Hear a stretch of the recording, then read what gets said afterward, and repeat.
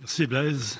Chers amis, Madame la mairesse, ex-collègue, c'est donc vrai le dicton qui veut que si on sortir du journalisme, ça mène à tout. Voilà. Bon mandat. Chers amis, merci d'abord de m'accueillir comme invité d'honneur.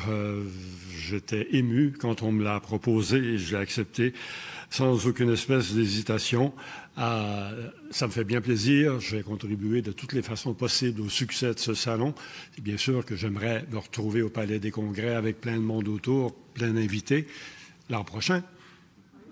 Bon, tant mieux. Ce salon d'Ottawa, je dis souvent, c'est mon salon.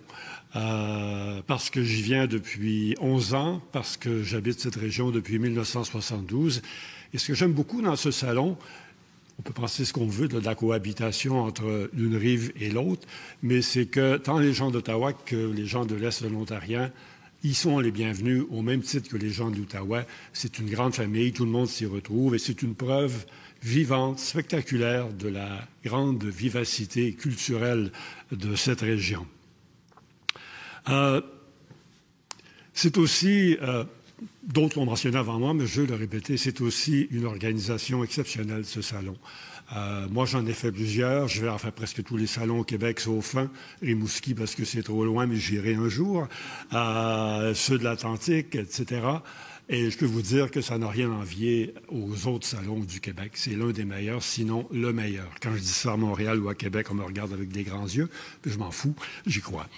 Le thème du salon, lire l'avenir. Je me suis demandé beaucoup qu'est-ce que ça veut dire, qu'est-ce que je fais avec ça, comment je réponds à cette question-là. Je le fais comme un journaliste ou comme un auteur. J'ai toujours ce vieux réflexe journaliste qui revient, puis je me dis, bon, je pense trop comme un journaliste, il faut que je me sorte ça de la tête, c'est fini. Et bon. Mais bon, quand je regarde ce qui se passe dans le monde aujourd'hui, je ne peux pas m'empêcher de penser comme un journaliste, mais comme tous les gens. Pandémie, crise démographique, crise écologique, bêtises, haine, médias sociaux qui très souvent me rendent malade, mais il y a aussi de très bons aspects dans les médias sociaux, beaucoup de choses qui s'y sont faites qui ont été extrêmement utiles. Mais au-delà de la morosité, comme le disait M. le Président ou Blaise, j'oublie, il y a toujours les livres. Et ça, c'est un refuge absolument incomparable. Si vous avez envie d'augmenter votre bagage, votre intelligence, il y a des biographies, il y a des essais, il y a des romans, ce que je préfère en ce moment pour des raisons évidentes. Il y a les bandes dessinées, j'y suis moins, mais bon, j'ai déjà lu Astérix, si ça peut vous rassurer. Vous allez me dire, ça fait très longtemps, mais bon.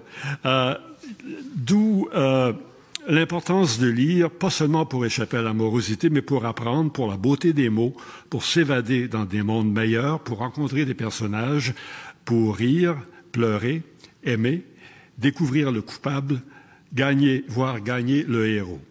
Les livres sont des bouées de sauvetage en temps de morosité, en temps difficile, mais ils sont des compagnons fidèles, il ne faut pas l'oublier, tout le temps, depuis toujours, et ils le seront toujours. Et j'aimerais vous laisser sur cette pensée de Jules Renard, qui est ma préférée quand il s'agit de littérature. Quand je pense à tous les livres qu'il me reste à lire, j'ai la certitude d'être encore heureux. Merci.